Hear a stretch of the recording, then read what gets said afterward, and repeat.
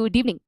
कल के लेक्चर में एक बेहतरीन वाला क्वेश्चन जो है 14 प्रिंसिपल्स बाय हेनरी फ्योल, उसकी हमने यहाँ पे शुरुआत कर दी थी। ठीक है, 14 प्रिंसिपल्स बाय हेनरी फ्योल की अगर हम यहाँ पे बात करें तो कल मैंने आपको 6 प्रिंसिपल्स यहाँ पे कवर करा दिए थे, चाहे वो principle of division of work हो या फिर principle of authority and responsibility हो, डिसिप्लिन हो, यूनिटी ऑफ कमांड हो, यूनिटी ऑफ डायरेक्शन हो, या फिर the principle of subordination of individual interest to general interest हो। भाई मैं सारे प्रिंसिपल्स रिपीट नहीं करूंगी, नहीं तो रिकैप में साल खत्म हो जाएगा भाई। ठीक है, तो यहाँ पे आज हम इसी क्वेश्चन को बेटा यहाँ पे कंटिन्यू करने वाले हैं। टोटल 14 प्रिंसिपल्स से 6 हम ऑलरेडी कर चुके, फिर कितने बच्चे मेरे दोस्त? 8 प्रिंसिपल्स फिर भी बच गए। तो ये जो 8 प्रिंसिपल्स है हेनरी फ्योल की, वो आज हम यहाँ पे कंप्लीट करेंगे सेम तरीके से, डिटेल में, एग्जांपल के साथ, बड़े मजेदार तरीके से इसको यहाँ पे कंप्लीट करेंगे। अच्छा, लेक्चर शुरू होने से पहले ना एक स्टैट्यूटरी वार्निंग देना चाहती हूँ भाई। मेरी बात ना बड़े गौर से, बड़े ध्यान से, बड़े अच्छे से सुनिए, समझिए और अपनाइए। ठीक है, एक सिंपल सी बात मैं यहाँ पे कहना चाहूंगी, काफी बार पढ़ाते पढ़ाते मैं बढ़िया एग्जांपल यहाँ पे दे देती हूँ। ये एग्जांपल बस आपके सुनने समझने के लिए होते हैं मेरे दोस्त। इसको एग्जाम में ना लिख कर ना आना, एग्जाम में लिख कर आओगे फिर बोलोगे दिशा मैम ने बोला था कि प्रिंसिपल्स आर वेरी इंपॉर्टेंट, मतलब क्वेश्चन आ जाता है explain the importance of principles of management, आप लिख कर आ जाओगे प्रिंसिपल्स इंपॉर्टेंट है क्योंकि वो आपकी एक्स की तरह होते हैं जो हमेशा आपके सामने। भाई लिख कर ना आना, ठीक है, हमारा नाम रोशन ना कर सको, बदनाम ना करके आना भाई, प्लीज प्लीज। ठीक है, चलिए चलिए चलिए। Ma'am can you see our comments? Yes I can see your comments, but what is wrong with the comments? Wrong class? अरे भाई एक बात बताओ, एक बात बताओ, कॉमर्स के बच्चे हो कि नहीं हो?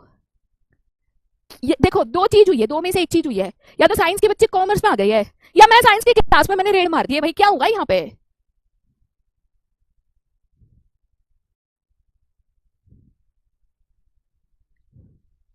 कॉमर्स के बच्चे हो ना? वही हो ना जो कल आकर पढ़े थे मेरे से? वही हो, वही हो जिन्होंने कल बड़ा झेला था मेरे को? हाँ रुको भाई, डाउट सेक्शन देख लूं। ठीक है, डाउट सेक्शन देख लेती हूँ। क्या भसड़ मचा रही है यार यहाँ पे। अरे ओ स्टूडियो वाले भैया, सुन रहे हो मेरी बात? कोई सुन रहा है? बताओ भाई, अभी डाउट सेक्शन भी काम ना कर रहा है, ये हो क्या रहा है मेरे साथ? अच्छा जरा रुक जाओ, सब्र करो जरा। ठीक है, जरा रुको, जरा ठहरो, जरा सब्र करो।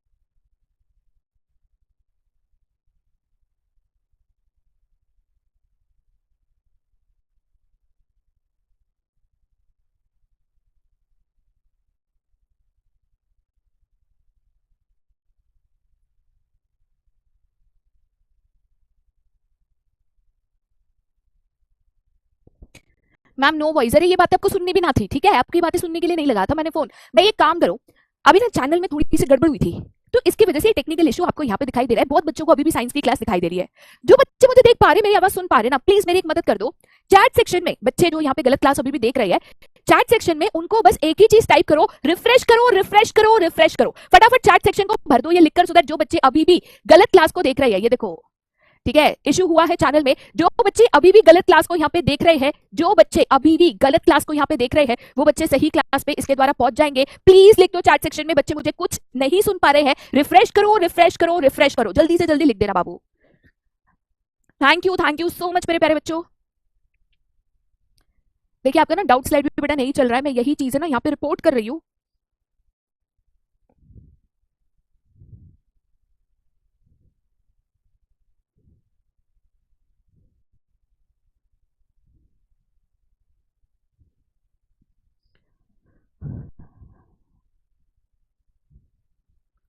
Thank you so much. तब तक मैं यहाँ पे आपके स्लाइड में आपका इशू सॉर्ट कर देती हूँ, सो दैट आपकी डाउट स्लाइड जो नहीं आ रही है वो भी यहाँ पे आ जाए। Thank you so much.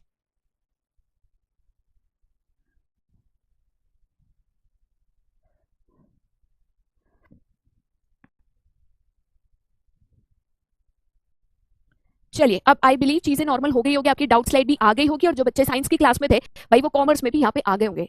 ठीक है, चलिए काफी टाइम यहाँ पे चला गया है, तो अभी हम बिल्कुल भी समय को व्यर्थ नहीं करेंगे और डायरेक्टली हमारे आज के लेक्चर की यहाँ पे शुरुआत करेंगे। होमवर्क क्वेश्चन लास्ट लेक्चर मैंने दिया था, सबसे लास्ट में इसको मैं सॉल्व कराऊंगी, चिंता मत करना। सबसे पहले हम 14 प्रिंसिपल्स बाय हेनरी फ्योल के साथ यहाँ पे कंटिन्यू करते हैं। ठीक है, हम जो 14 प्रिंसिपल्स ऑफ हेनरी फ्योल पढ़ रहे थे उसमें हमने डिवीजन ऑफ वर्क प्रिंसिपल यहाँ पे पढ़ लिया था, जहां पे उन्होंने कहा था कि टोटल काम को छोटे छोटे टास्क में डिवाइड करो और काम को यहाँ पे लोगों में डिस्ट्रीब्यूट करो उनकी कैपेसिटी, उनकी कैपेबिलिटी और उनके एक्सपीरियंस के मुताबिक। उसके बाद अथॉरिटी एंड रिस्पांसिबिलिटी प्रिंसिपल कहता था कि अथॉरिटी एंड रिस्पांसिबिलिटी में एक बैलेंस होना चाहिए, ना अथॉरिटी ज्यादा होनी चाहिए ना रिस्पांसिबिलिटी ज्यादा होनी चाहिए।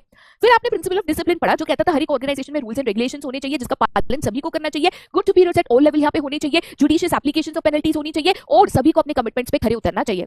फिर हमने principle of unity of command पढ़ा था, जो कि कहता था वन पर्सन वन बॉस, एक व्यक्ति का एक ही बॉस होना चाहिए और उसको ऑर्डर्स एंड इंस्ट्रक्शंस एक ही बॉस एक ही जन से मिलना चाहिए, ना कि दो बॉस उसको यहाँ पे ऑर्डर्स दे रहे हैं।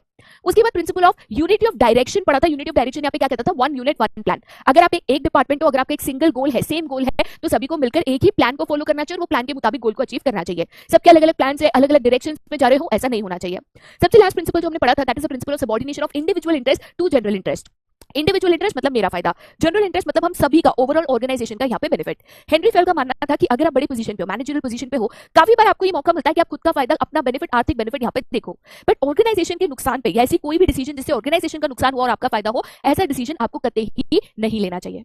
ठीक है, आगे के प्रिंसिपल्स हम यहाँ पे कंटिन्यू करते हैं। नेक्स्ट प्रिंसिपल है, that is the principle of remuneration of employees. तो principle of remuneration of employees की बात करें तो सबसे पहले आपको ये समझना जरूरी है, रेम्यूनरेशन का मतलब यहाँ पे क्या होता है। सिंपल शब्दों में अगर मैं कहती हूं रेम्यूनरेशन, तो remuneration means the pay out received by an employee और worker for their work.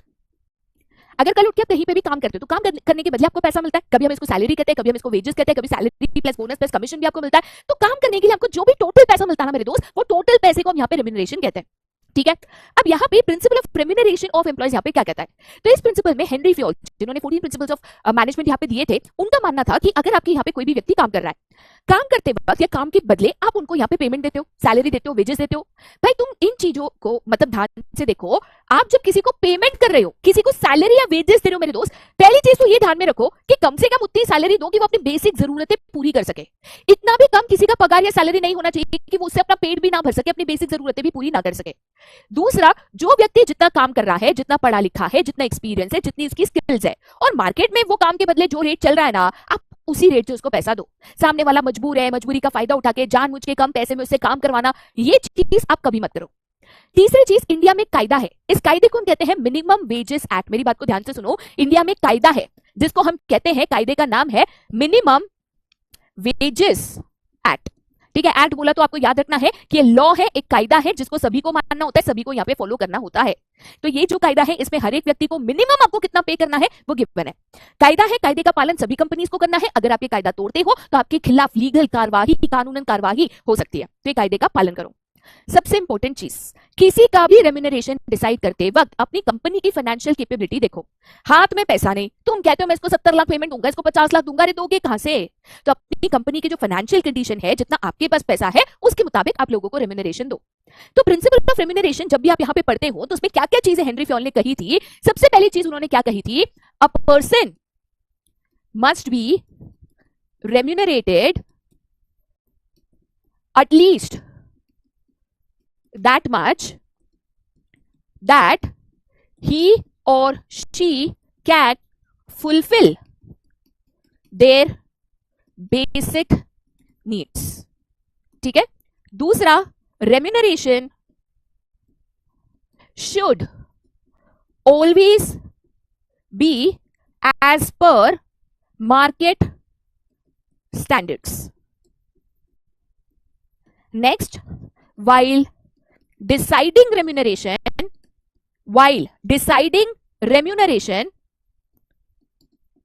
the company should follow minimum wages act। And the last, financial capability of the company should be understood।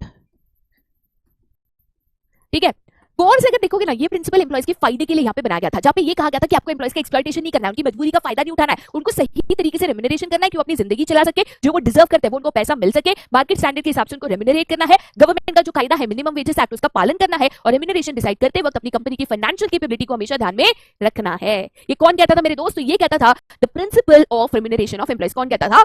Principal of remuneration of employees. बेटा सबके लिए what principle of remuneration clear है?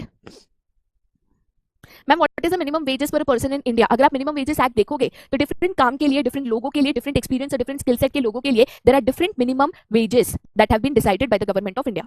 Depending आपका काम क्या है, कितना experience है, कहां पे आप काम करते हो, सिटी के लिए अलग है, ठीक है, मेट्रो सिटीज के लिए अलग है, urban area, semi urban areas, rural areas, इसके बेसिस पे इसका बहुत सारा बाइफर्केशन है। ओके क्लियर बेटा सबके लिए?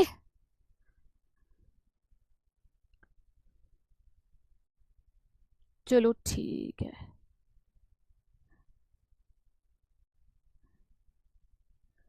ओके चलिए आगे जाते बेटा फिर टू द नेक्स्ट पॉइंट। और नेक्स्ट पॉइंट है यहाँ पे the principle of centralisation and decentralisation. अच्छा पहले ना यहाँ पे दो शब्द है, शब्द है यहाँ पे सेंट्रलाइजेशन एंड दूसरा है जो कि है यहाँ पे डिसेंट्रलाइजेशन।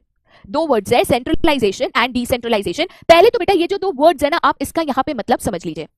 अगर मैं कहती हूं द प्रिंसिपल ऑफ सेंट्रलाइजेशन, तो सेंट्रलाइजेशन का मतलब होता है कॉन्सेंट्रेशन ऑफ पावर और authority in the hands of few. इसका मैं एग्जांपल दूंगी, आप समझ जाओगे। पहले यहाँ पे कंसेप्ट को लिख लो, नोट्स बना लो और समझ लो, ठीक है। सेकेंड, जब हम कहते हैं डिसेंट्रलाइजेशन तो इसका मतलब होता है systematic distribution of authority till the lowest level of management. इसका मैं एक एग्जांपल दूंगी बाबू, आप इसको ना बहुत अच्छे से यहाँ पे आराम से समझ जाओगे, ठीक है। अब मान के चलिए मैं कहती हूँ कि एक फैमिली बिजनेस है, ठीक है, एक छोटी सी यहाँ पे फैमिली बिजनेस है और इनकी ना यहाँ पे मिठाइयों की दुकान है। किसकी दुकान है? तो मिठाइयों की दुकान है और इनका नाम है घसीटा राम। क्या है इनका नाम? तो घसीटा राम, ठीक है। अब ये ना एकदम खानदानी बिजनेस है, मतलब जनरेशन टू जनरेशन ये लोग मिठाई का काम करते आ रहे थे, काम बढ़ाते बढ़ाते बढ़ाते उन्होंने घसीटा राम करके एक बहुत बड़ी ब्रांड बना ली। इंडिया में बहुत सारे डिफरेंट ओकेशंस पे इनकी मिठाइयों की बड़ी बड़ी बड़ी बड़ी यहाँ पे दुकानें हैं। अब फिलहाल ये जो घसीटा राम बिजनेस है, इसको यहाँ पे 5 भाई एंड देयर चिल्ड्रन मिलकर यहाँ पे चलाते हैं, ठीक है। फिलहाल ये जो बिजनेस है, ये 5 भाई है, 5 भाई और उनके जो बच्चे हैं, बेटे बेटियां हैं, वो मिलकर इस बिजनेस को यहाँ पे चलाते हैं। लेकिन पुराने जमाने की प्रथा ये लोग आज भी मानते आ रहे हैं। ये 5 भाई और बच्चे मिलकर, मान के चलो ये टोटल यहाँ पे 15 जन है, ठीक है। इन 5 भाई में से जो एल्डेस्ट ब्रदर है, सबसे उम्र में बड़ा भाई है ना, ये एल्डेस्ट ब्रदर जो है ये इस बिजनेस का मेन डिसीजन मेकर है। मतलब बिजनेस को लेकर अगर कोई भी डिसीजन लेना है ना, चाहे पैसों को लेकर हो, पैसे कहां से आएंगे, कहां खर्च होंगे, कितनी मिठाइयां बनेगी, कहां पे ब्रांच खुलेगी, कोई भी बिजनेस का डिसीजन हो ना, भले बिजनेस चलाते 15 जन, बट सारे बिजनेस के डिसीजन इनका जो सबसे बड़ा भाई है ना, ये भाई जो है इसके हाथ में बिजनेस की पूरी सत्ता है, पूरा डिसीजन मेकिंग है, पूरे बिजनेस के डिसीजन ये अकेले यहाँ पे लेते हैं।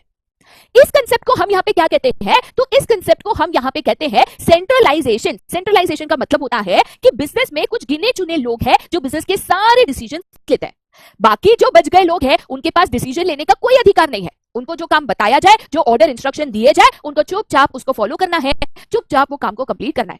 मतलब आप बस काम करोगे, आपके पास अथॉरिटी या डिसीजन मेकिंग पावर नहीं है। तो इसको हम क्या कहते हैं? सेंट्रलाइजेशन। सेंट्रलाइजेशन का मतलब क्या होता है? तो बिजनेस में कुछ गिने चुने लोग हैं जिनके पास बिजनेस के सारे डिसीजन लेने का अधिकार है, बाकी सबके पास कोई पावर, कोई अथॉरिटी नहीं है, उनको बस चुपचाप यहाँ पे कहा गया काम कंप्लीट करना है। इसका उल्टा कंसेप्ट होता है जिसको हम यहाँ पे कहते हैं डिसेंट्रलाइजेशन। अब ऐसा ही एक यहाँ पे फैमिली बिजनेस है मिठाइयों का, जिसका नाम है यहाँ पे हल्दीराम। अब हल्दीराम एक ऐसा फैमिली है जिसने ना समय के साथ अपने आप में, अपने बिजनेस में और अपनी सोच में, सब में यहाँ पे परिवर्तन लाया। हल्दीराम भी खानदानी बिजनेस है, खानदान खानदान जनरेशन जनरेशन से ये भी मिठाइयां नमकीन वगैरह बनाते आ रहे हैं, बहुत बड़े लेवल पे बिजनेस करते आ रहे हैं। लेकिन इन्होंने अपनी सोच को यहाँ पे बदल लिया। इन्होंने क्या कहा, मान के चलो ये बिजनेस पे यहाँ पे 5 भाई और उनके बच्चे मिलकर चला रहे, 5 ब्रदर्स एंड देयर चिल्ड्रन, ठीक है। तो उन्होंने क्या किया, जैसे फॉर एग्जांपल ये 5 भाई में से एक भाई है जो इस बिजनेस का ब्रांडिंग एंड मार्केटिंग करता है, ठीक है। इसको प्रमोट करना, एडवर्टीजमेंट करना, ब्रांडिंग करना, वो एक भाई करता है। तो उसने कहा कि भाई ब्रांडिंग मार्केटिंग आपका काम है, आपको जो जैसा सही लगे ना आप देख लो, आप सारे डिसीजन ले लो। एक व्यक्ति है जो यहाँ पे प्रोडक्शन करता है, ठीक है। एक भाई है जो यहाँ पे मिठाइयां बनाना, प्रोडक्शन करना, उसमें अलग अलग वैरायटीज बनाना, अलग अलग वेरिएंट्स बनाना, वो चीजें देखता है। तो कौन सी मिठाई कितनी, कब, कौन सा वेरिएंट बनेगा, सारा डिसीजन वो लेता है। एक भाई है जो यहाँ पे पैसे देखता है, फाइनेंस देखता है, तो फाइनेंस से जुड़ी सारी चीजें वो डिसाइड करता है। मतलब इन्होंने क्या किया, किसी एक व्यक्ति के हाथ में डिसीजन मेकिंग पावर या सत्ता नहीं रखी। जिसका जो काम जिम्मेदारी है वो काम को लेकर जो डिसीजन लेने हैं उसकी अथॉरिटी उसको दे दी, जिसका जो काम उसके डिसीजन वो ले। तो इसको बेटा हम कहते हैं द कंसेप्ट ऑफ डिसेंट्रलाइजेशन। इसको हम क्या कहते हैं, तो इसको हम यहाँ पे कहते हैं द कंसेप्ट ऑफ डिसेंट्रलाइजेशन, जहां पे हम अथॉरिटी, सत्ता, डिसीजन मेकिंग पावर को बांट देते हैं लोगों में। जिसका जो काम है, जो जिम्मेदारी है, उसका डिसीजन, उसकी अथॉरिटी उस व्यक्ति के हाथ में चले जाती है। तो इसको हम यहाँ पे कहते हैं डिसेंट्रलाइजेशन। क्या कहते हैं मेरे दोस्त, डिसेंट्रलाइजेशन। तो सेंट्रलाइजेशन में रिटेंशन ऑफ पावर है, कुछ ही लोग हैं जो सारे डिसीजन लेते हैं, कुछ ही लोगों के हाथ में पूरी सत्ता है। डिसेंट्रलाइजेशन में हम अथॉरिटी को बांट देते हैं, जिसका जो काम उसके डिसीजंस वो लेगा, तो उसको हम यहाँ पे डिसेंट्रलाइजेशन कहते हैं। अब इस प्रिंसिपल में हेनरी फ्योल का क्या मानना था, हेनरी फ्योल का मानना था कि देखो छोटा मोटा बिजनेस है, 2-4 जन 10 जन मिलकर कर रहे हैं, तो उस पर आप सेंट्रलाइजेशन रख सकते हो। जैसे आप उस बिजनेस के मालिक हो तो आप कह सकते हो कि भाई देखो मेरे को पूछे बिना कुछ काम नहीं होगा, सारा मैं बताऊंगा, सारा मैं डिसाइड करूंगा। आप ये चीज कर सकते हो छोटे मोटे ऑर्गेनाइजेशंस में। लेकिन आज आप कहते हो मेरे को बड़े लेवल पे कंपनी चलानी है, अब आपको क्या लगता है कि रिलायंस पे अगर कोई व्यक्ति वॉशरूम जाता है तो क्या मुकेश अंबानी को पूछ के जाता है? आप बताओ मेरे को, मतलब कल के कोई रिलायंस में काम कर रहा है तो मुकेश अंबानी को पूछ के जाएगा सर मैं आई गो टू टॉयलेट? ऐसा नहीं होता ना भाई। इतने बड़े लेवल पे आप बिजनेस कर रहे हो, एक दिन में आप हजारों लाखों डिसीजंस ले रहे हो, तो आप हर चीज एक व्यक्ति को पूछ के करने जाओगे तो काम ही नहीं बनेगा आपका। तो लार्ज ऑर्गेनाइजेशन में आप ना चाहो तो भी आपको डिसेंट्रलाइजेशन करना पड़ता है, वरना ना आपका काम होगा, ना आप डिसीजन ले पाओगे, ना आपकी कंपनी चल पाएगी। तो उन्होंने बोला देखो भाई आपका जो बिजनेस है ना, कितने छोटे बड़े लेवल पे कर रहे हो, अकॉर्डिंगली आप चुनो कि आप सेंट्रलाइजेशन अपनाओगे या डिसेंट्रलाइजेशन अपनाओगे। ठीक है, तो सेंट्रलाइजेशन मतलब कुछ ही लोगों के हाथ में सारी डिसीजन मेकिंग अथॉरिटी है, कुछ ही लोगों के हाथ में पूरे बिजनेस की यहाँ पे सत्ता है। वही डिसेंट्रलाइजेशन का मतलब होता है डिस्ट्रीब्यूशन ऑफ पावर और अथॉरिटी। छोटे लेवल पे अगर बिजनेस कर रहे हो तो सेंट्रलाइजेशन अपना सकते हो, लेकिन कल उठ के अगर आप बड़े लेवल पे मतलब बिजनेस करते हो तो लार्ज ऑर्गेनाइजेशंस के लिए डिसेंट्रलाइजेशन हमेशा सूटेबल है। बेटा सबके लिए क्लियर है क्या? जल्दी से जल्दी बताना है।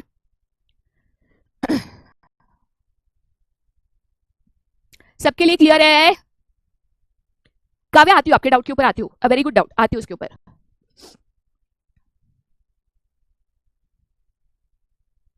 चलो ठीक है, बढ़िया है,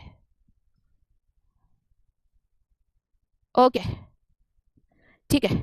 आगे जाते बेटा फिर to the next, that is the principle of scalar chain. कौन सा? तो the principle of scalar chain. बड़ा ही मजेदार यहाँ पे प्रिंसिपल है, लेकिन पहले स्केलर चेन का ना यहाँ पे मतलब समझो। मैं आपको एक सिंपल सा इसका एग्जांपल देती हूँ। मतलब कुछ प्रिंसिपल ऐसे जो आप अपनी जिंदगी में आजमाते हो, लेकिन ना हमें पता नहीं होता है कि हम आजमा रहे हैं। एक सिंपल एग्जांपल देती हूँ। जैसे फॉर एग्जांपल मान के चलिए आपकी क्लास में कोई एक बच्चा है, बड़ा शैतान है, ठीक है, बड़ा शैतान है, ऐसा लगता है कि रावण का दूसरा रूप बनकर आ गया है। आपको ना बड़ा परेशान करता है, उल्टा सीधा बोलता है, आपकी किताबें उठा के कहीं गुम कर देता है, कुछ कर देता है, कुछ कर देता है। अच्छा कोई क्लासरूम में अगर बच्चा परेशान कर रहा है तो किसको बोलने जाओगे? डायरेक्टली प्रिंसिपल के पास जाओगे। अगर कोई सर है, प्रिंसिपल सर या प्रिंसिपल मैम है, जो भी है, क्लासरूम में कोई बच्चा मस्ती कर रहा है, चिढ़ा रहा है, परेशान कर रहा है, डायरेक्टली प्रिंसिपल के पास कभी जाते हो क्या? अनलेस एंड अनटिल प्रिंसिपल अपनी मासी मामी कोई ना हो ना, अपन नहीं जाते भाई। पहली चीज अपन क्या करते हैं, टीचर के पास जाते हैं, बराबर। टीचर बच्चे को डांटते हैं, चिल्लाते हैं, सुनाते हैं, फिर भी बच्चा नहीं मानता तो टीचर प्रिंसिपल के पास जाता है, बराबर है। इसको हम कहते हैं चेन ऑफ कमांड। क्या कहते हैं? Chain of command.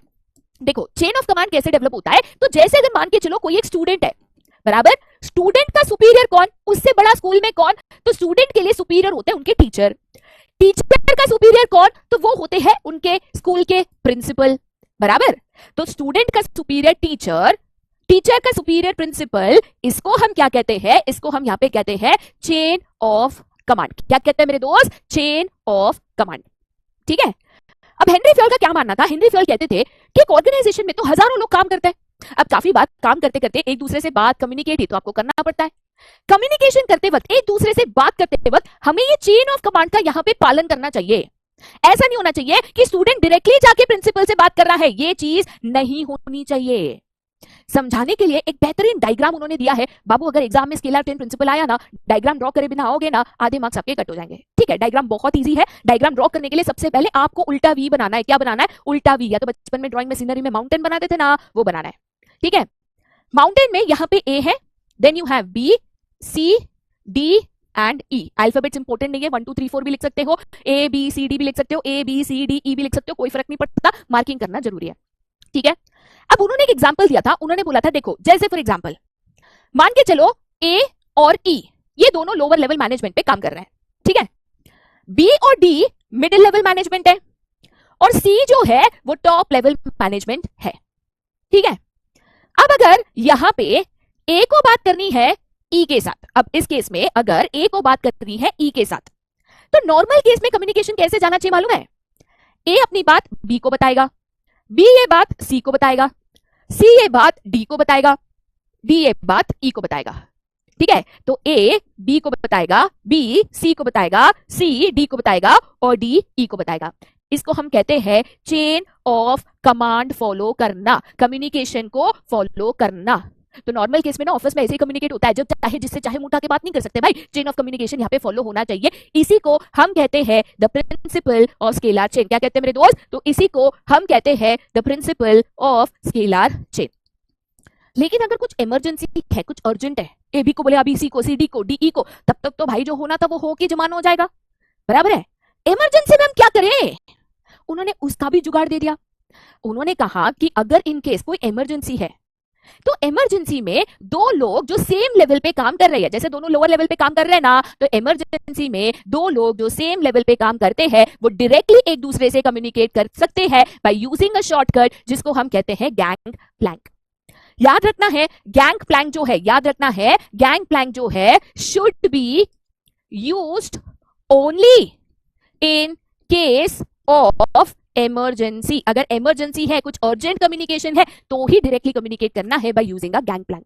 अरे गैंग प्लैंक करके कोई डिवाइस नहीं है, मतलब मेरे को किसी से अर्जेंटली बात करना है तो मैं ऐसे नहीं बोल सकती कि भाई मेरे को गैंग प्लैंक तो अर्जेंटली बात करना है। नो, गैंग प्लैंक एक शॉर्टकट ऑफ कम्युनिकेशन है जिसमें उन्होंने ये कहा था कि अगर आपको कोई अर्जेंट बात करनी है तो अर्जेंट के सिनेरियो में हम आपको एक एक्सेप्शन दे रहे हैं कि आप डायरेक्टली एक दूसरे से कम्युनिकेट कर सकते हो अगर आप सेम लेवल पे काम कर रहे हो। बट अगर नॉर्मल कम्युनिकेशन है, कुछ भी इमरजेंसी नहीं है, तो proper chain of communication follow करते हुए आपको यहाँ पे कम्युनिकेट करना है। ठीक है, तो अर्जेंसी है तो बाबू तुम डायरेक्टली प्रिंसिपल के पास जा सकते हो, बट अर्जेंसी नहीं है तो आप टीचर को बोलोगे, टीचर जो है यहाँ पे प्रिंसिपल को बोलेंगे। तो वापस एक बार समझते हैं, scalar chain principle of management Henry Fayol ने जो दिया था वो क्या कहना चाहता था? तो सबसे पहले स्केलर चेन का यहाँ पे मतलब होता है चेन ऑफ कमांड। क्या होता है? Chain of command. ये प्रिंसिपल कहता था कि कोई भी कंपनी या ऑर्गेनाइजेशन में कम्युनिकेशन जो है वो हाईएस्ट टू लोएस्ट लेवल या तो लोएस्ट टू हाईएस्ट लेवल जाना चाहिए। जैसे student to teacher, teacher to principal, या तो principal to teacher, teacher to student. ये लाइन या चेन हमेशा फॉलो होना चाहिए। ठीक है, बट अगर मान के चलो इमरजेंसी है, कुछ अर्जेंट कम्युनिकेशन है, तो दो एम्प्लॉय जो सेम लेवल पे काम कर रहे हैं वो एक दूसरे से डायरेक्टली कम्युनिकेट कर सकते हैं बाय यूजिंग अ शॉर्टकट जिसको हम क्या कहते हैं? Gang plank. याद रखना, it can only be used in case of emergency. Normal case में आप डायरेक्टली कम्युनिकेट नहीं कर सकते। ये बेटा सबके लिए क्लियर है क्या?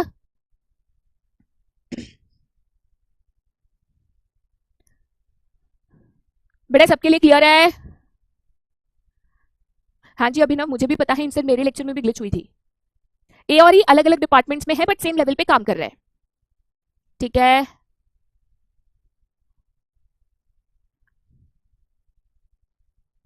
चलो ठीक है। हाँ जी, ये सिर्फ सेम लेवल पे होता है।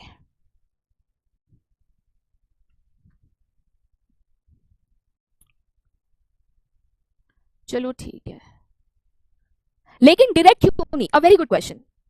चलो इसका भी मैं आंसर आपको यहाँ पे दे देती हूँ। देखिए बेटा, अगर आप कोई भी ऑर्गेनाइजेशन में काम कर रहे हो, एक कंपनी में कभी 15,000 एम्प्लॉयज, कभी 20,000 एम्प्लॉयज, कभी 18,000 एम्प्लॉयज, कभी 40,000 एम्प्लॉयज, कभी 45,000 एम्प्लॉयज काम कर रहे होते हैं। कंपनी में जो भी बातचीत होती है वो काम से जुड़ी बातचीत होती है। अगर आप एक चेन ऑफ कम्युनिकेशन फॉलो नहीं करते, आप जब चाहे जिससे चाहे यहाँ पे बात करते हो, तो आप इमेजिन करो कुछ इस तरीके का यहाँ पे सिनेरियो है कि मेरे को थोड़ी सी कुछ दिक्कत हो गई, मेरा लैपटॉप है ना काम नहीं कर रहा। मैंने 2 दिन पहले रिपेयर एंड मेंटेनेंस टीम को बोला था कि भाई मेरा लैपटॉप काम नहीं कर रहा, जरा इसको सही कर दो। अब उन्होंने कहा 2 दिन में हो जाएंगे, 2 दिन यहाँ पे हो गए बट हुआ नहीं। मैंने क्या किया, डायरेक्टली मेरे कंपनी के सीईओ या तो फाउंडर के पास चली गई। जैसे आज लेक्चर में ग्लिच हो गया, ठीक है, तो मैं क्या करूं? डायरेक्टली अलग सर को फोन करूं, अलग सर देखो ना मेरा लेक्चर नहीं चल रहा। देखो बेटा, कंपनी में जो सीनियर लेवल मैनेजमेंट होता है ना, जितना आप बड़े पोजीशन पे काम करते हो ना, उतना आपके पास काम और जिम्मेदारी ज्यादा होती है। अगर ऐसे हर एक बैच में हर एक टीचर का कोई लेक्चर नहीं चल रहा या कुछ ग्लिच आ रहा है या कुछ आ रहा है, अगर हम सब अलग सर या प्रतीक सर या इनको फोन करते बैठे, आपको लगता है वो अपना काम कर पाएंगे? आपको लगता है उनका फोन कभी बजना बंद हो पाएगा? लगता है? ये चीजें ना बेटा पॉसिबल नहीं होती। इसीलिए ये चेन ऑफ कमांड इंपॉर्टेंट होता है। हर काम और हर चीज के लिए एक व्यक्ति गिवन होता है, एक व्यक्ति डेजिग्नेटेड होता है। तो पहले हमें उसको ही बताना है, उसका काम है आपकी प्रॉब्लम को सॉल्व करना। जैसे क्लासरूम में कुछ इशू होता है तो क्लास टीचर का काम है उस इशू को सॉल्व करना, ना कि प्रिंसिपल का। अगर हर स्कूल का हर बच्चा छोटी छोटी बात के लिए स्कूल प्रिंसिपल के पास जाएंगे, चलेगी क्या स्कूल? समझे मेरी बात को? ठीक है, ओके, चलो ठीक है।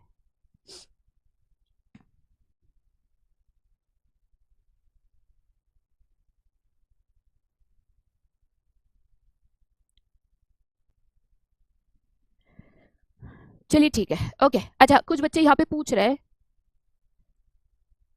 Same level different department, exactly correct. A और ई दोनों सेम लेवल पे है, दोनों लोअर लेवल पे काम कर रहे हैं डिफरेंट डिपार्टमेंट्स में, बट लेवल सेम है तो वो एक दूसरे से कम्युनिकेट कर सकते हैं directly using a gang plank.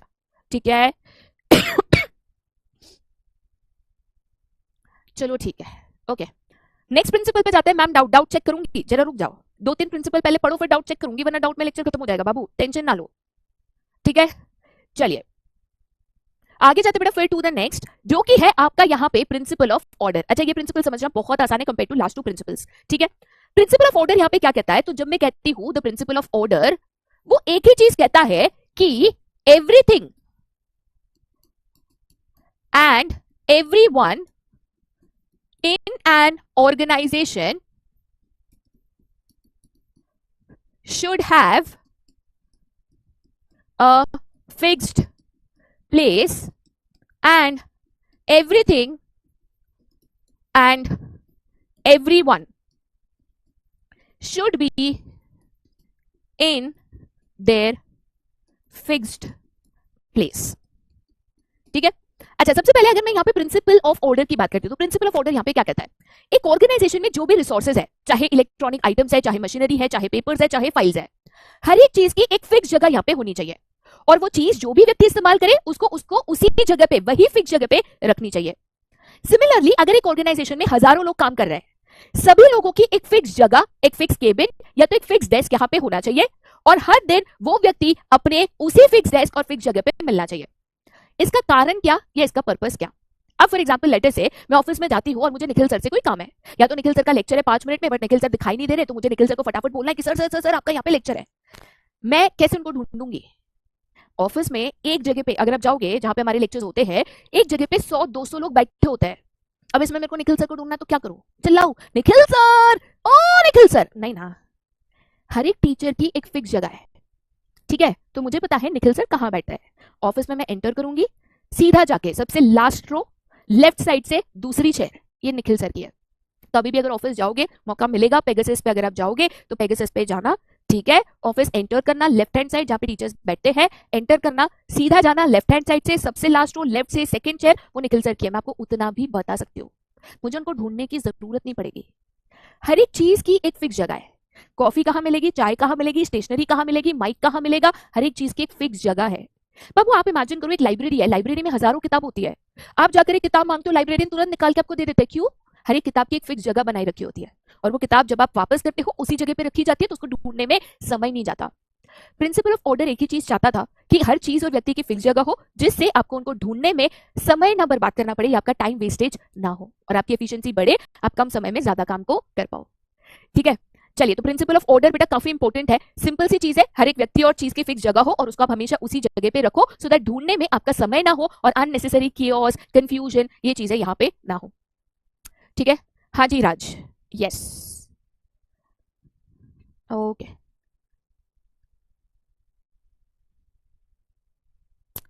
ठीक है, चलो ओके आगे जाते चलिए फिर टू द नेक्स्ट, जो कि है द प्रिंसिपल ऑफ इक्विटी। ठीक है, मैम आपको कैसे पता निखिल सर? भाई हम एक ही ऑफिस में हैं, हम एक ही ऑफिस से काम करते हैं बाबू, मैं जब भी जाती हूँ दिल्ली नोएडा में उसी ऑफिस से काम करती हूँ, उसी ऑफिस से मैं भी लेक्चर लेती हूँ, मतलब आपको कैसे पता? हद करते हो यार तुम चलो भाई आगे जाते बेटा फिर टू द नेक्स्ट, जो कि है द प्रिंसिपल ऑफ इक्विटी। अच्छा, प्रिंसिपल ऑफ इक्विटी की अगर मैं बात करूं तो पहली चीज इक्विटी का मतलब यहाँ पे क्या होता है? देखो बाबू, दो चीज में ना बड़ी कंफ्यूज हो जाता है, एक है द प्रिंसिपल ऑफ इक्विटी और एक है द प्रिंसिपल ऑफ इक्वालिटी। आप मेरे को बताओगे इक्विटी और इक्वालिटी में फर्क क्या है, बताओगे?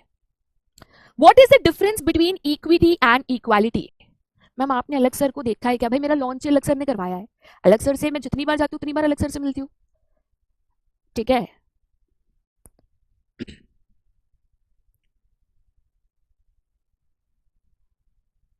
मैम दिल्ली से हो आप? नहीं, मैं मुंबई से हूँ।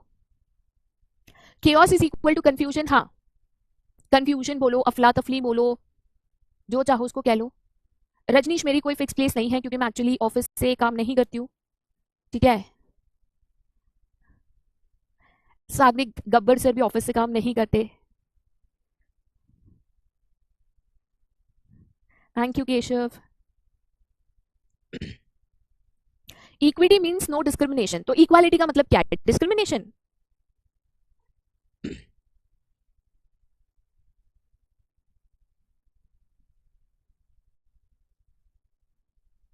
No discrimination. अरे तो इक्वालिटी और इक्विटी में फर्क क्या है? Equity means share. अरे बाबा बाबा बाबा बाबा, नो नो बड़े एडवांस बच्चे, मतलब इक्विटी शेयर, सीधा शेयर मार्केट पे पहुंच गए।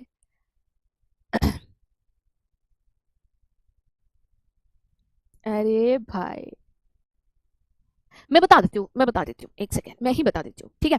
इक्वालिटी का मतलब होता है समानता। समानता का मतलब यहाँ पे क्या होता है? फॉर एग्जाम्पल मान के चलो आपके यहाँ पे दो लोग खाना खाने आए, मैं क्या करूंगी, दोनों की थाली में इक्वल अमाउंट ऑफ फूड रख दूंगी। अगर एक थाली में 2 रोटी रखी तो दूसरी थाली में भी 2 रोटी रखूंगी। This is equality. क्या कहते हैं इसको? इक्वालिटी, सबको सरीके का देना। इक्विटी की बात करें तो इक्विटी का मतलब होता है जिसको जितनी जरूरत या जिसको जो डिजर्व करता है उतना देना। अब दो लोग खाना खाने आए, एक व्यक्ति कहता है यार मेरे को भूख नहीं लगी, मैं अभी घर से ही खाना खाकर आई हूं, मेरे को ज्यादा भूख नहीं लगी। दूसरा कहता है भाई मैंने तो कल से खाना नहीं खाया, मेरे को तो बड़ी भूख लगी है। तो जिसको भूख ज्यादा लगी है उसको मैं ज्यादा रोटी दूंगी, मे भी 3 रोटी दूंगी। जिसको बिल्कुल भूख नहीं लगी है उसको मैं कम दूंगी, मतलब 1 रोटी में भी दूंगी। तो प्रिंसिपल ऑफ इक्वालिटी कहता है कि आप सबको एक तरीके का दो। प्रिंसिपल ऑफ इक्विटी कहता है कि जो चीज को डिजर्व करता है, जिसका हकदार जो व्यक्ति है, आप उसको जरूरत के मुताबिक दो, आप भेदभाव ना करो, ठीक है। प्रिंसिपल ऑफ इक्विटी जब हेनरी फ्योल ने बनाया था, तो हेनरी फ्योल का ये मानना था कि एक कंपनी में ना कई तरीके के लोग काम करते हैं, अलग अलग जेंडर, अलग अलग एज, अलग अलग कास्ट, रिलीजन, ग्रुप एक्सेट्रा। तो आपको ना इन एम्प्लॉइज में भेदभाव नहीं करना चाहिए। जो व्यक्ति ज्यादा काम करता है उसको ज्यादा पैसे मिलने चाहिए, जो अच्छा काम करता है उसको प्रमोशन मिलना चाहिए, जो अच्छा काम नहीं करता उसको पेनल्टीज, पनिशमेंट, ट्रांसफर मिलना चाहिए। आप अगर जेंडर के बेसिस पे भेदभाव कर रही हो या कास्ट, रिलीजन, एज के बेसिस पे भेदभाव कर रही हो तो ये गलत हो जाता है। तो इसलिए प्रिंसिपल ऑफ इक्विटी क्या कहता है कि कभी भी बायसनेस ना करो। बायसनेस मतलब भेदभाव ना करो on the basis of caste, religion, gender etcetera. सबको एक तरीके से ट्रीटमेंट दो, जो व्यक्ति जो डिजर्व करता है उसको वो चीज यहाँ पे दो, और सभी के साथ अच्छे रिलेशन बनाकर रखो, ठीक है। बढ़िया है, चलिए ओके, ठीक है। आगे जाते बेटा, फिट टू द नेक्स्ट। अगेन ये बहुत ही सिंपल वाला प्रिंसिपल है। एक्चुअल में एंड एंड के जो प्रिंसिपल्स है ना वो ज्यादा सिंपल है, ओके। नेक्स्ट है that is the principle of stability of personal. Stability और इंस्टेबिलिटी, ये वर्ड जैसा है ना जो बिजनेस और इकोनॉमिक्स में बड़े रिपीट होते हैं। इनका मतलब क्या है पहले तो ये समझो। मेरे हाथ को ना ध्यान से देखना, ठीक है।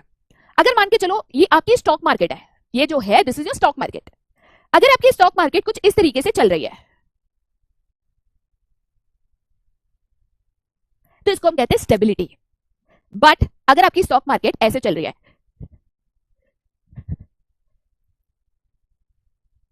तो इसको हम कहते हैं इंस्टेबिलिटी। कोई भी चीज में अगर उतार चढ़ाव होता है ना, इंस्टेबिलिटी। कोई भी चीज में अगर मामूली सा उतार चढ़ाव होता है या वो सेम तरीके से सेम स्पीड से चलता ना, इसको हम कहते हैं स्टेबिलिटी। यहां पे हम कहते हैं स्टेबिलिटी ऑफ पर्सनल। तो पर्सनल मतलब कौन? तो हमारे एम्प्लॉइज, ठीक है। इस प्रिंसिपल में हेनरी फ्योल का मानना था कि भाई अगर आपकी कंपनी में कोई नया एम्प्लॉय आता है, नया एम्प्लॉय आएगा, उसको काम सीखने में, समझने में, उसे यूज टू होने में थोड़ा सा समय लगेगा। आपको ना उसको वो समय देना चाहिए। अगर नहीं आती कोई चीज तो सिखानी चाहिए, ट्रेनिंग देनी चाहिए, समय देना चाहिए। ऐसा नहीं है कि आया 2 दिन में काम नहीं आया उसको बोले चल चल कल से आना मत, निकल। ऐसा नहीं होना चाहिए। बार बार एम्प्लॉयज को निकाल रहे हो, नया एम्प्लॉय ला रहे हो, ट्रांसफर कर रहे हो, ये चीज नहीं करनी चाहिए। अगर ये चीज करते हो तो एम्प्लॉय दिन रात उसी में सोच में पड़ा होगा कि कब आप उसको निकाल दोगे और वो काम ही नहीं कर पाएगा। तो स्टेबिलिटी ऑफ पर्सनल कहता है कि लोगों को ना जॉब सिक्योरिटी दो, बार बार उनको कंपनी से निकाल देना, बार बार उनका ट्रांसफर करना, ये चीज को आप अवॉइड करो। इसको कतई ही आपको करना नहीं चाहिए। बेटा सबके लिए क्लियर है क्या? बताइए सबके लिए क्लियर है?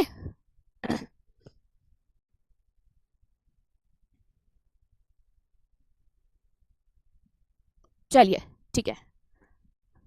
मोनू मैं सारे डाउट्स देखूंगी, सारे देखूंगी बाबू, मैं पहले इसको कंप्लीट कर लूं। अच्छा आज ना पंगा हो गया, क्लास के शुरुआत के कुछ मिनट ग्लिच की वजह से यार मेरे चले गए। अब मेरे को 14 प्रिंसिपल्स कंप्लीट तो करना है।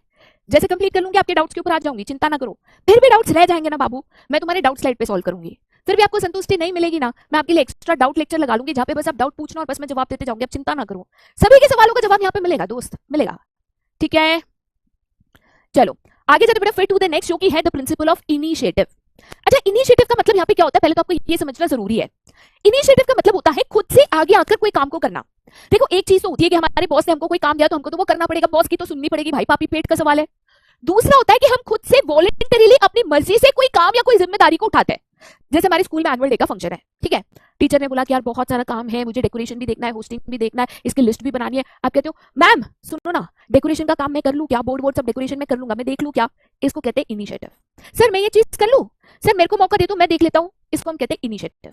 इनिशिएटिव का मतलब होता है खुद से, खुद मोटिवेट होके, प्रोत्साहित होके, खुद से कोई काम को लेना या कोई काम को एक्सेप्ट करना या सबसे पहले पहल लेना और अपनी मर्जी से कोई जिम्मेदारी को यहाँ पे उठाना, उसको हम क्या कहते हैं, इनिशिएटिव। क्या कहते हैं, इनिशिएटिव। तो प्रिंसिपल ऑफ इनिशिएटिव यहाँ पे कहता है कि एक ऑर्गेनाइजेशन में अगर कोई भी वर्कर या तो एम्प्लॉय है, वो अगर यहाँ पे इनिशिएटिव लेना चाहता है, मतलब खुद से कोई काम करना चाहता है, खुद से कोई नया इनोवेशन करना चाहता है, खुद से कोई नया एक्सपेरिमेंट करना चाहता है, खुद से कोई जिम्मेदारी लेना चाहता है, भाई आपको उसको ना ये मौका देना चाहिए। ठीक है, कोई भी वर्कर या एम्प्लॉय एक ऑर्गेनाइजेशन में अगर इनिशिएटिव लेना चाहता है, आपको उसको मौका देना चाहिए, आपको उसको सपोर्ट यहाँ पे करना चाहिए। इससे क्या होता है, तो अगर आप वर्कर्स को इनिशिएटिव लेने देते हो तो वो उनको एनकरेज करता है, वो अपना पूरा मेहनत करते हैं, मन लगन से काम करते हैं और कंपनी के गोल्स को अचीव करते हैं। देखो बेटा, अगर आप खुद से कोई भी चीज करते हो ना या खुद से कोई भी जिम्मेदारी उठाते हो ना, तो आपके ऊपर ना एक बोझा आ जाता है कि ये काम मैंने खुद से किया है, लिया है, मेरे को अच्छे से करना ही है। तो वर्कर्स है ना खुद से अपने दिल से, मन से, लगन से उस काम को करते हैं, क्योंकि अपनी मर्जी से काम लिया ना, किसी ने थोपा तो है नहीं इसके लिए। ठीक है, तो इसलिए बेटा इनिशिएटिव बहुत इंपॉर्टेंट है। अगर वर्कर्स इनिशिएटिव लेते हैं, खुद से कोई काम करना चाहता है, आप उसको रोको मत, उल्टा आप उसको सपोर्ट करो, आप उसका साथ दो, कहीं वो काम में अटके तो उसकी मदद करो, बट इनिशिएटिव लेने दो, वर्कर्स को इंकरेज करो कि भाई आप लोग इनिशिएटिव लो, आपको अगर लगता है कि कुछ और करना चाहिए, ऐसे करना चाहिए, तो आप अपने हिसाब से चीजों को करो, आप इंकरेज करो इनिशिएटिव को।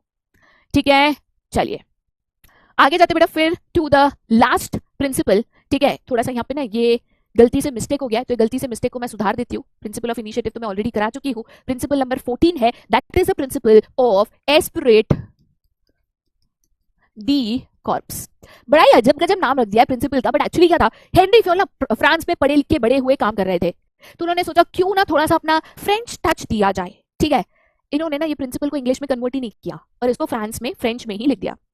एस्पिरिट द कॉर्प्स एक फ्रेंच वर्ड है जिसका अर्थात या ट्रांसलेशन या मतलब है इंग्लिश में टीम वर्क। क्या है, टीम वर्क। ठीक है, अब यहाँ पे हेनरी फेल का क्या मानना था कि आप एक मैनेजर हो ना, तो आपको ना हमेशा टीम को साथ में लेके चलना चाहिए। वो डिवाइड एंड रूल करो, ठीक है, हर चीज में मैं, मेरा, कुछ भी अच्छा हुआ तो मैंने किया, मेरा काम, मेरी जिम्मेदारी, मेरा सक्सेस, भाई इसको ना तुम भूल जाओ। मैं क्या बकरी हो, ऐसा नहीं करना है भाई। हमेशा हम, हमारा काम, हमारी मेहनत, हमारा सक्सेस, हमारा, ऑलवेज वी। तो हेनरी फेल का मानना था कि एज अ मैनेजर एक ऑर्गेनाइजेशन में हमेशा आपको टीम वर्क को बढ़ावा देना चाहिए, सब साथ मिलकर कोई काम को करे, सब साथ मिलकर प्रॉब्लम को फेस करे, सब साथ मिलकर गोल को अचीव करे, इसके ऊपर फोकस करना चाहिए। और इसीलिए आई को वी से रिप्लेस करना चाहिए, आई को वी से रिप्लेस करना चाहिए। बेटा सबके लिए क्लियर है क्या? No need to clear yourself. अरे व्हाट्सएप चैट थोड़ी है कि क्लियर करोगे भाई, है? सॉरी, बुरा था, सॉरी। हाँ, ब्लॉक होने का डर है बस। बाबू आपके डर को असलियत में बदल दे, बदल दे। है, डर है, लेकिन तुम बड़े माउंटेन ड्यू के फैन हो, है ना, डर के आगे जीत है सोच के फिर भी करे जा रहे हो, करे जा रहे हो, करे जा रहे हो। क्या सोचे, क्या सोचे, माउंटेन ड्यू का ईयरली सब्सक्रिप्शन ले लोगे? भाई डर है ना तो डरो, डरो। एक बार ब्लॉक हो जाओगे ना, मेरे को नहीं बोलना अनब्लॉक कराने, क्योंकि देखो भाई ना मैं ब्लॉक करती ना मैं अनब्लॉक करती, इतनी फुर्सत ना है मेरे पास। ठीक है, अब समझ जाओ, नहीं तो भाई पूरे तरीके से समझाना पड़ेगा। ठीक है, अब ठीक है।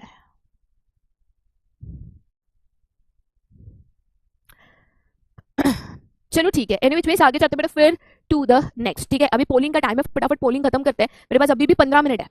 ठीक है, पोलिंग खत्म करने के बाद जितने भी क्वेश्चंस यहाँ पे आपके डाउट सेक्शन में होंगे, उसमें से जितने में टाइम में सॉल्व कर पाऊंगी मैं कर दूंगी, बाकी डाउट स्लाइड पे आपके क्वेश्चन सॉल्व हो जाएंगे। ठीक है, ओके, चलिए फर्स्ट क्वेश्चन के ऊपर जाते हैं मेरे दोस्त। ठीक है, सबसे पहला सवाल यहाँ पे पूछा गया है, a worker contacts the company's HOD directly to complain about working conditions in the factory, which of the following principle is violated in the situation. Factory की वर्किंग कंडीशन अच्छी नहीं थी तो डायरेक्टली वर्कर एचओडी के पास पहुंच गया, बताओ। तो इस केस में उसने प्रिंसिपल ऑफ मैनेजमेंट को तोड़ा है, वायलेट मतलब इस प्रिंसिपल को तोड़ा है, फॉलो नहीं किया है। कौन से प्रिंसिपल का यहाँ पे उल्लंघन हुआ है, बताइए।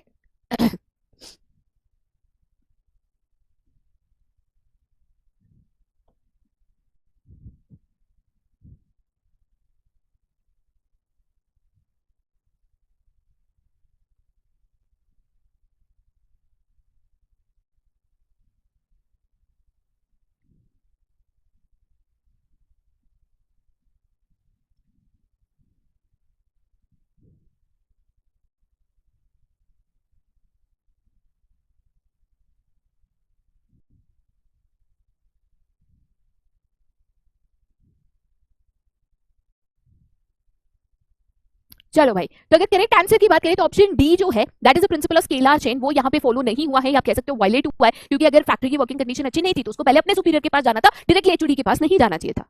ठीक है, चलिए आगे जाते फिर टू द नेक्स्ट क्वेश्चन, जो कि कहता है Sangeeta visited smile dental clinic for treatment of toothache, she observed that the receptionist was seated at the reception desk, the place fixed for her, dental instruments were laid neatly in dental instruments tray and used instruments were placed in the sterilization area. There was a fixed place for everything and everything was present there. There was no hindrance in the work of the dentist and she was working with her maximum efficiency. अब इस case में भाई एक principle of management एक clinic follow कर रही है, कौन सा प्रिंसिपल? हिंट हिंट से ही बड़ा पूरा क्वेश्चन है, मतलब हर एक लाइन में एक हिंट है, बताओ यार।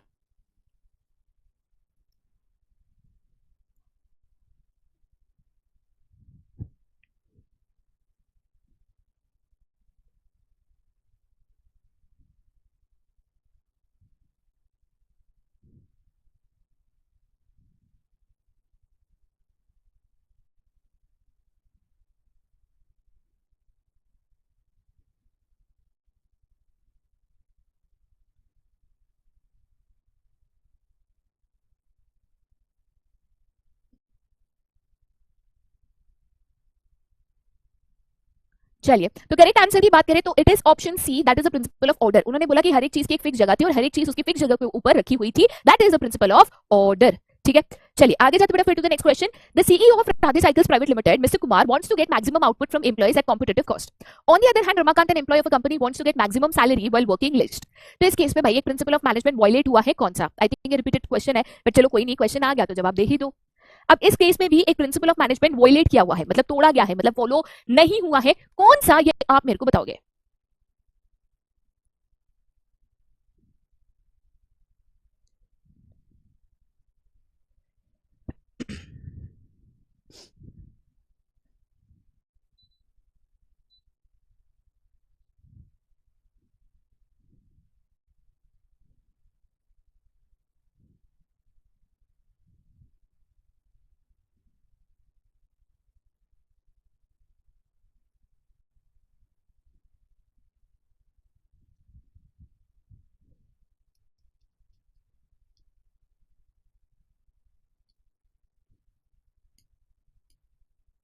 चलिए, करेक्ट आंसर है option D, that is subordination of individual interest to general interest. यहाँ पे जो हमारे एम्प्लॉय थे, ठीक है, एम्प्लॉय का नाम क्या है? हाँ, एम्प्लॉय का नाम है मिस्टर रमाकांत। रमाकांत जी कहता है मैं काम कम करूंगा बट मुझे पगार ज्यादा चाहिए। भाई आप तो मजे करोगे, आपका फायदा, बट कंपनी का इसमें नुकसान हो जाएगा ना, तो इसीलिए करेक्ट आंसर है ऑप्शन डी। बताओ, रिपीटेड क्वेश्चन में भी इतने गलत बच्चे चाहते क्या हो भाई? चलिए आगे जाते बेटा फिर to the next question. Henry Fayol is known as dash. Henry Fayol को बड़े प्यार से क्या बुलाया जाता है? Henry Fayol is known as dash. Henry Fayol को बड़े प्यार से क्या बुलाया जाता है? कोई ना राधिका, शांतनु 5:15 पे बच्चा।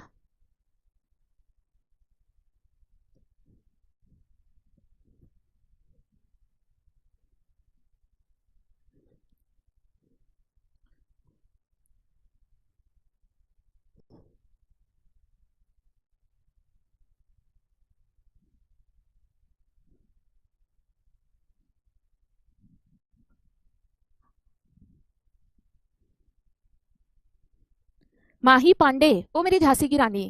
बाबू छोड़ो ना, पढ़ लो ना बाबू, हैं? चलिए, तो yes correct answer is option A, he was known as the father of general management. मैंने आपको कई बार बताया था कि 14 प्रिंसिपल को जनरल मैनेजमेंट प्रिंसिपल्स भी कहा जाता है। ठीक है, चलिए आगे जाते बेटा फिर to the next question. Which of the following is the correct meaning of concentration of decision making authority?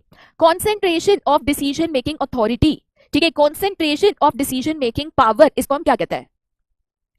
Concentration of decision making authority या तो पावर, इसको हम कौन सा कंसेप्ट कहते हैं?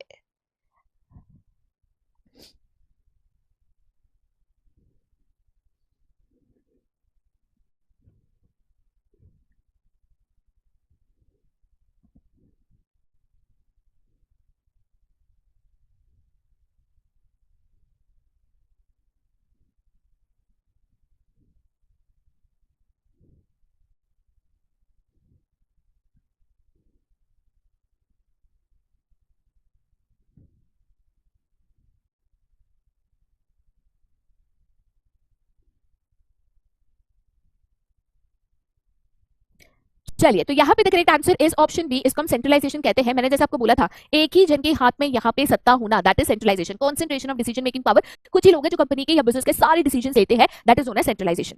ठीक है, नेक्स्ट क्वेश्चन के ऊपर जाते हैं। ठीक है, नेक्स्ट क्वेश्चन है, which of the following is the correct meaning of concentration of decision making authority. बताओ अब ये कैसे हो सकता है? ये वापस क्वेश्चन गलत हो गया। मैंने आपको बताया था ना, आज मतलब कभी कभी ऐसे होता है, हमारे जो डीटीपी भैया है जो हमारी पीपीटी बनाते हैं, ठीक है, अभी 2-3 दिन पहले भी मैंने उनको फोन करा था, कुछ काम से ही करा था, खैर, तो मैंने उनको फोन करा, फोन करके बोला कि सुरजीत भाई काम ये है कर देना। अब फोन किया तभी उनका रिंगटोन यहाँ पे बदल गया। अब कुछ समय पहले उनका डीपी भी हनुमान जी का था और उनका जो कॉलर ट्यून था वो भी हनुमान जी का था। अब कुछ दिनों पहले ना उनका कॉलर ट्यून और डीपी दोनों बदल गया, तभी मैं समझ गई थी। अब तो दिखने भी लगा भाई क्वेश्चंस में। बताइए जरा हम क्या ही तो करें, मतलब बड़ी गजब चीज है ये। चलो कोई नहीं, लेक्चर के बाद जरा उनसे प्यार मोहब्बत से बात करते, समझते हैं कि दिक्कत क्या है ना। चलिए क्वेश्चन मैं यहाँ पे बता देती हूँ। ठीक है, क्वेश्चन है, which principle of management states that managers must replace I with V। ठीक है, चलो भाई क्वेश्चन मेरे को याद था, आधे क्वेश्चंस मैं भी बना देती हूँ, बट चलो ठीक है कोई ना, मैं आपको बता दे रही हूँ। क्वेश्चन वापस रिपीट कर देती हूँ। कौन सा प्रिंसिपल ऑफ मैनेजमेंट कहता है कि मैनेजर्स को आई को वी से रिप्लेस करना चाहिए? मैं नहीं करना चाहिए, हम करना चाहिए। ठीक है,